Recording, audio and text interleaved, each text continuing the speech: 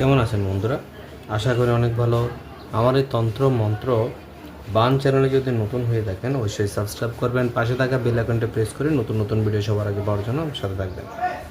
আজকের আলোচ্য বিষয় হলো পতি বা পুরুষ বশীকরণ যন্ত্র।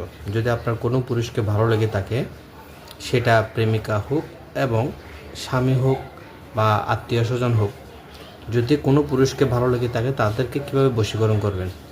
দুইটা যন্ত্র, কোনো রকমভাবে গুরুর অনুমতি লাগবে না। গুরুর অনুমতি ছাড়া এই কাজ করতে পারবেন। অবশ্যই প্রাণ প্রতিষ্ঠা করতে হবে, প্রাণ প্রতিষ্ঠা। এই যে আমি যে বইটাতে কাজ করি, ঠিক ওই বইটার থেকে আমি এ ধরনের বিভিন্ন রকম তদবির টোটকাগুলো নেওয়া হয়।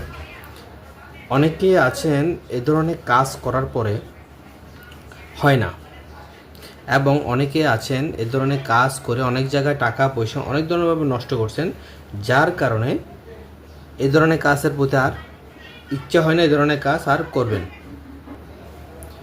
এ ধরনের কাজ যদি আপনারা করেন অবশ্যই গুরুর অনুমতি ছাড়া করতে পারবেন। অন্ততপক্ষে এই তাবিজটা কীভাবে করবেন, কোন নিয়মে করবেন, কি কি লাগবে, এই তাবিজটায় আমার এখানে লেখা আছে। যন্ত্রটিকে পেঁয়াজের রসে রুটির উপর লিখে পুরুষকে খাওয়ালে পুরুষ বশীভূত হবে এবং এটা স্ত্রীরাই করতে পারে। এবং দ্বিতীয় এই যন্ত্রটি লিখে ভালো জলে গুলে 8 থেকে 10 বার খাওয়ালে প্রতি বশীভূত হবে।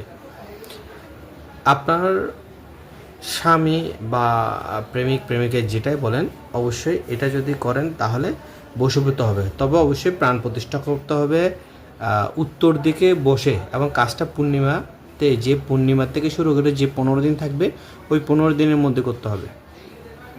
আর এ ধরনের কাজ যদি আপনারা করতে চান, তাহলে এ ধরনের তাবিজ যদি আপনাদের দরকার হয় বশীকরণ, তাহলে স্ক্রিনে দেওয়া নম্বরে যোগাযোগ করে এ ধরনের তাবিজ আপনারা চাইলে নিতে পারবেন। জয় গুরু, সবাই ভালো থাকবেন।